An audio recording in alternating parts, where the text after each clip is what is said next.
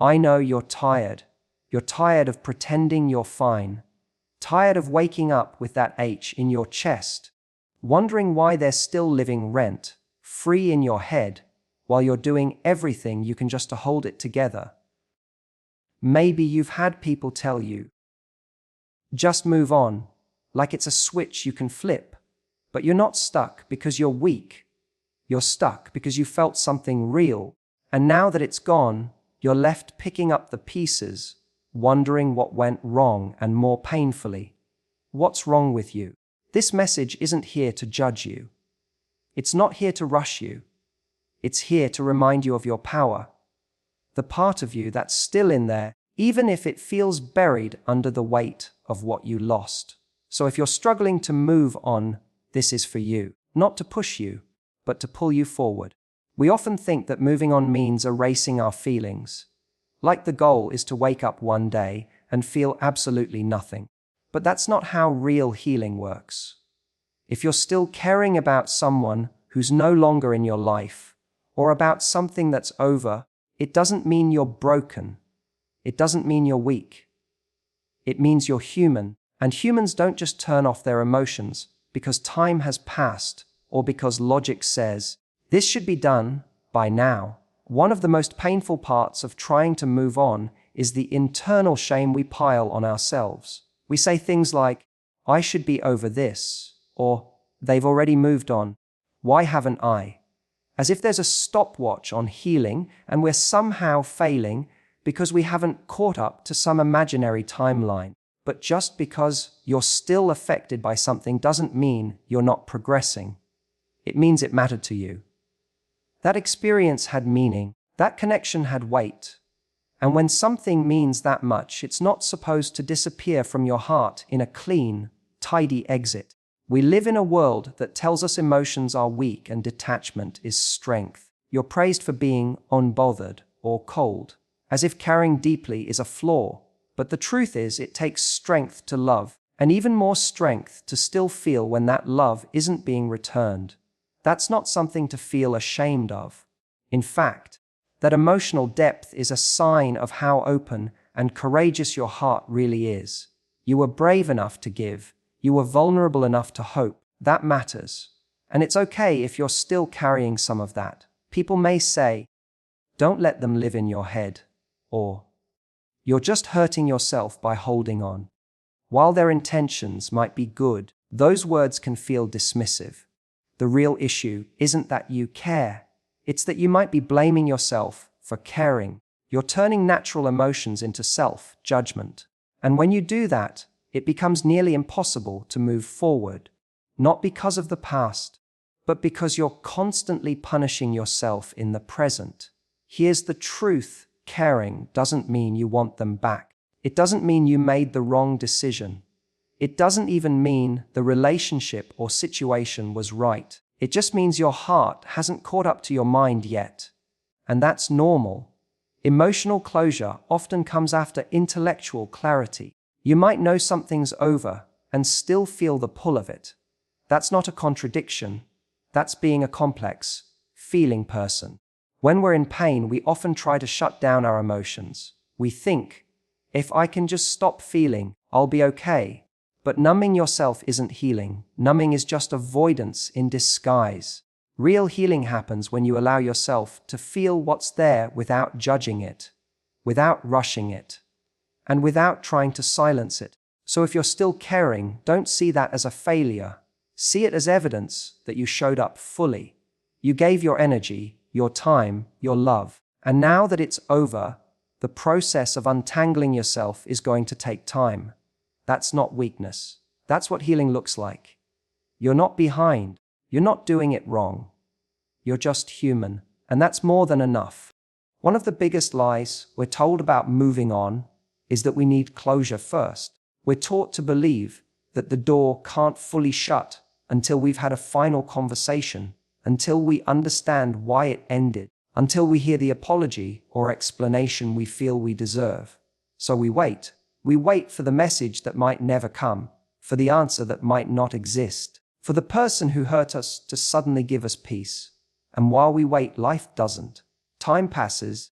but we stay emotionally stuck in a moment that's long gone. Closure is this thing we chase because we think it'll make the pain stop. We tell ourselves that if they would just say, "I'm sorry," or "You meant more than I let on," or "Here's the real reason why it ended," we could finally be free. But that freedom doesn't come from them. It comes from us. Closure isn't something they give you. It's a decision you make when you decide that you're done waiting for someone else to set you free. People don't always leave you with clarity. Sometimes they ghost. Sometimes they lie. Sometimes they end things in a way that feels incomplete and messy, and you're left trying to stitch meaning together from scraps of conversation, half-truths, and your own imagination. You replay moments, look for signs, wonder what you missed. You try to fill in the blanks, and in doing so, you keep yourself tethered to someone who's already gone. You don't need their permission to let go. You don't need their validation to move forward. The hard truth is, they may never explain themselves in the way you want. They may not even be capable of it. And even if they did say all the right things, what then? Would that undo the pain? Would that change what happened? Would it make you trust them again? Probably not. Because closure doesn't rewrite the past. All it does is offer you a new way to hold it. And you don't have to wait on someone else to start doing that. Sometimes closure looks like accepting that you'll never fully understand why. It looks like sitting with the discomfort of an unfinished story and still deciding to turn the page. It's recognizing that peace is something you build, not something you're handed. And that doesn't mean it's easy. It means you stop giving your power away to someone who's already taken enough of your time and energy. When you keep waiting for closure from them, you're letting their voice be louder than your own. You're saying, "I need you to explain my worth to me. I need you to help me move on." But you don't.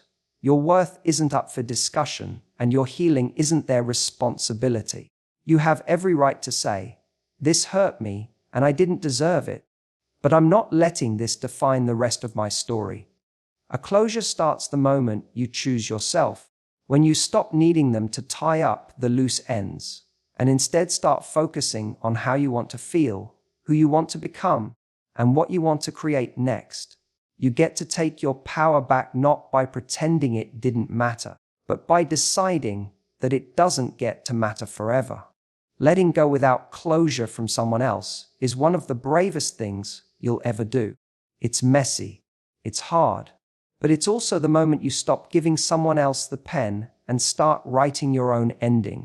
Sometimes the hardest part of moving on isn't the loss of the person, it's the loss of the idea of who you thought they were. What you miss might not actually be them, but the version of them you created in your mind. And when we're hurting, we tend to hold on to the highlight reel, the fantasy, the potential. We remember the best moments, the promises, the could have been, rather than the reality that unfolded in front of us. It's easy to romanticize someone after they're gone, especially when we didn't get the ending we wanted. We rewrite the story to make sense of the pain. We magnify the good and minimize the bad. We convince ourselves that if we could just have that person back, the version we loved, not necessarily the one who left, we'd be okay again. But often, the person we're holding onto is a version that only ever existed in our imagination. We saw their flaws and hoped they'd change. We saw their absence and explained it away as temporary. We filled in the gaps with our hopes, not their actions. This is where it gets complicated, because the emotions are real, the love was real, the hope was real, but the version of them we were loving might not have been. And it's painful to admit that. It feels like another kind of loss, not just losing the person, but realizing the person we miss may have only existed in our minds. That's not your fault. It's what happens when we love someone through their potential instead of their patterns. It's also why moving on can feel so impossible, because you're not just grieving what was, you're grieving what you hoped it would be. You're letting go of the story you wanted to live, the future you pictured with them, the version of them that could have shown up, should have shown up, but didn't. That dream can be harder to let go of than the actual relationship itself. Sometimes we confuse missing someone with missing the feeling we had when things were good. When you were laughing together, when they looked at you like you were the only person in the room, when you felt seen and wanted. That feeling is intoxicating. But you have to ask yourself, were those moments consistent? Or were they rare? Were you truly valued? Or were you chasing crumbs and calling it a meal? The danger in holding on to a fantasy is that it keeps you stuck in a cycle of comparison. You measure new people against an idealized version of someone who wasn't even fully that person. And no one new can compete with a fantasy. They'll always fall short. That's why it's so important to ground yourself in the truth, not the potential. What did their actions actually show you? Did they choose you fully, consistently, and without confusion? Or did you keep hoping they would one day become the version you believed was in there? This is where your power comes in. When you realize you're not longing for them, but for how you wanted to feel with them, you start to take your energy back. You start to see that the feeling you're chasing doesn't belong to one person. That feeling of connection, safety, joy, being seen is something you can create again with someone else in a way that doesn't leave you questioning your worth. Missing the idea of someone is not wrong. It just means you had hope. But eventually, you have to ask yourself, do I want to live in hope? Or do I want to live in truth? Because only one of those can move you forward. Letting go is one of those phrases that sounds simple but feels impossible. People say it like it's a button you press. Just let go. As if detaching from someone or something you care deeply about is just a matter of flipping a switch in your brain. But if you've ever been through real heartbreak, you know that it doesn't work like that. Letting go isn't passive. It's not about sitting still and hoping the feelings fade. It's about refocusing, taking all the energy you've been pouring into someone else and redirecting it back into yourself.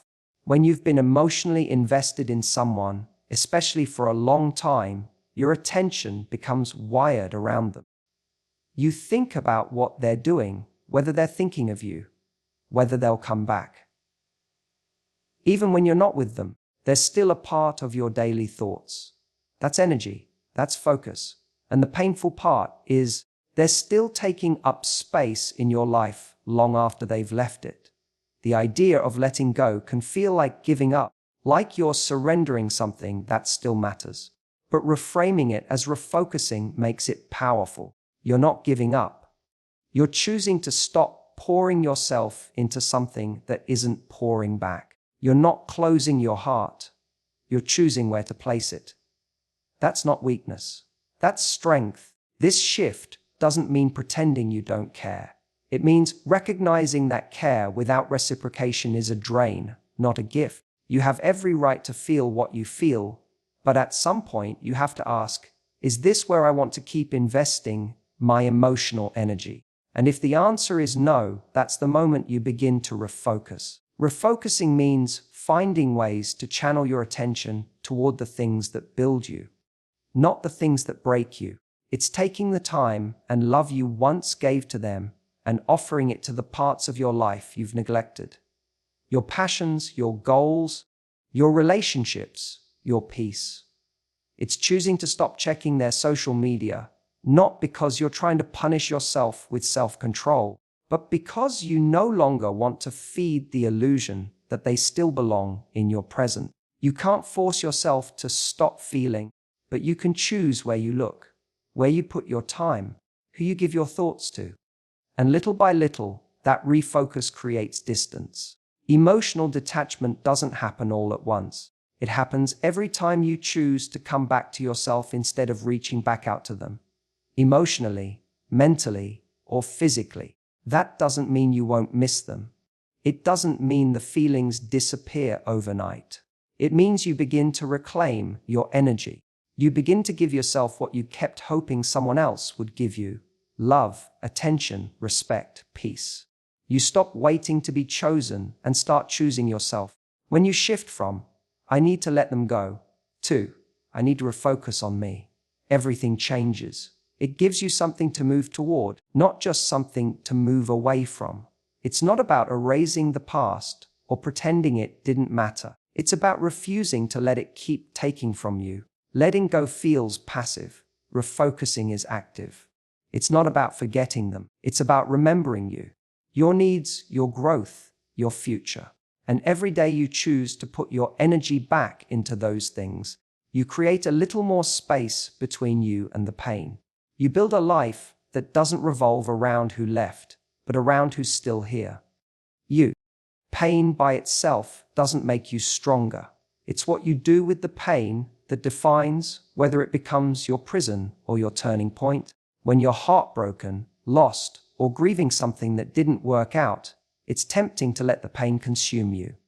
To sit in it, to replay it, to let it shape your identity. But if you're going to hurt anyway, make that pain productive. Let it work for you, not against you. You can't avoid pain in life. You can't protect yourself from every loss, disappointment, or betrayal. But you can choose what that pain becomes. Some people go through heartbreak and come out bitter, guarded, and closed off.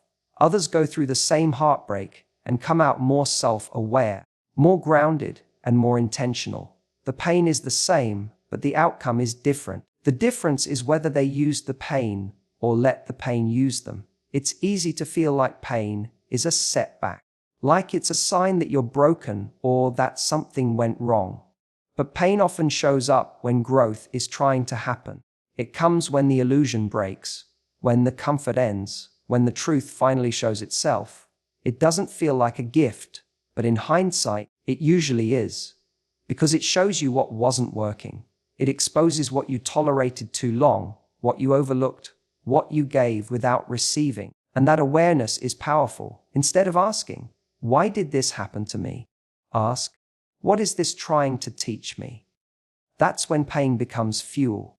That's when it turns into wisdom. Every moment you spend in emotional agony has the potential to become a lesson, a standard, a boundary, or a reminder. It becomes part of the inner compass that helps you not repeat the same patterns.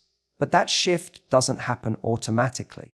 You have to decide that the pain isn't going to be the end of your story.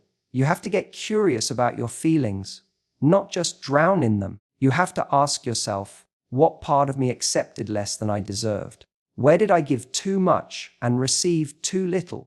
What did I ignore in the name of love? These are hard questions, but they're the ones that move you forward. Productive pain also means using what you've learned to create change. Maybe that change looks like raising your standards. Maybe it's finally speaking up for yourself. Maybe it's walking away sooner next time, or recognizing red flags before they become full-blown damage. The point isn't to become numb, it's to become smarter, more in tune with what's good for you, more unapologetic about what you need. This kind of growth doesn't mean you stop hurting. It just means you stop letting the pain define you. It means you can still miss them and still know they weren't right for you. You can still cry and still know you're moving forward. You can still feel everything and still choose to turn your pain into purpose. That transformation is something no one can give you and no one can take away. It's yours, and it doesn't require a perfect healing journey. It just requires one brave choice at a time. To face the pain, to learn from it, to let it shape you into someone stronger, not harder, someone wiser, not colder. So if the pain is already here, and it is, don't let it be for nothing. Let it teach you. Let it sharpen you. Let it become the reason you love yourself better than you ever have before. Because the pain doesn't have to break you. It can build you if you let it. There's this idea we carry, often quietly and sometimes without even realizing it. That closure or healing will finally come when the person who left us comes back. Not even necessarily to stay, but to validate us, to say we mattered, to give us the ending we wanted. It's the belief that if they just returned and told us they were wrong, we'd finally feel at peace. But the truth is, your next chapter doesn't depend on a better version of them showing up. It depends on you, who you become, what you choose, how you rise. Waiting for someone else to fix your story is the most disempowering thing you can do. It keeps you stuck in a version of yourself that's still hoping, still needing, still handing over your worth to someone else's opinion. But healing doesn't happen when they change. It happens when you change. When you decide that your happiness is too important to be held hostage by someone else's behavior. It's easy to think that if they came back more mature, more honest, more loving, you could finally have the relationship you dreamed of. But here's the problem: the version of you that tolerated the past isn't the version of you that wants the future you truly deserve. When you grow, your standards grow too. And sometimes the very person you thought needed no longer fits the life you're building. This is why becoming the best version of yourself is the only path forward. Not just to attract someone new, but so that you don't keep attracting or accepting what broke you in the first place. When you elevate yourself, emotionally, mentally, spiritually, you naturally stop settling for people who aren't meeting you at that level. It's not about revenge or showing them what they lost. It's about becoming someone who no longer needs their validation at all. The person who left may have been part of your story, but they're not the end of it. They're not the authors of your future. And if you keep living like your best days are behind you, you'll never step into the life that's still waiting for you. The pain of the past might still echo sometimes, but that doesn't mean you're not moving forward. It means you're human. The real progress comes when you can still hear that echo and keep choosing yourself anyway. The most powerful thing you can do after heartbreak is to focus on who you want to become. Let your growth be the response. Let your peace be the proof that you've moved beyond what once held you down. Because healing isn't about erasing what happened. It's about expanding into someone who can carry it without letting it carry you. Don't waste your time trying to rewrite history with someone who already showed you how the story ends. Instead, write a new chapter that isn't about proving anything to them. It's about living everything for you. Build a life so full, so aligned with your values, so grounded in your worth, that the idea of them coming back doesn't excite you anymore. It disrupts you, not because you're bitter, but because you've grown into someone who finally knows what they truly need. The right people don't come back to fix the past. The right people come into your life and meet you where you are. No fixing required. And the best way to attract them is by becoming someone who's already whole, already proud of who they've become, already done waiting on someone else to bring them peace. Your next chapter is calling, and it needs you, not the old you still hoping for a better version of them.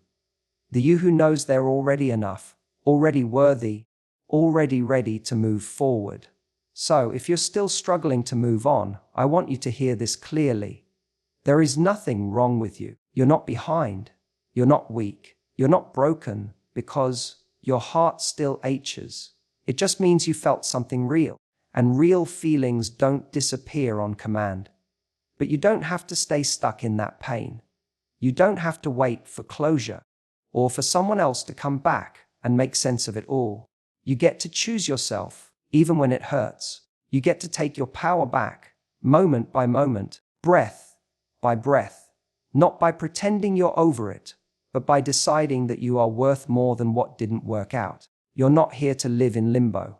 You're here to live, to love again, to trust again, to build something better. Not because they came back, but because you came back to yourself.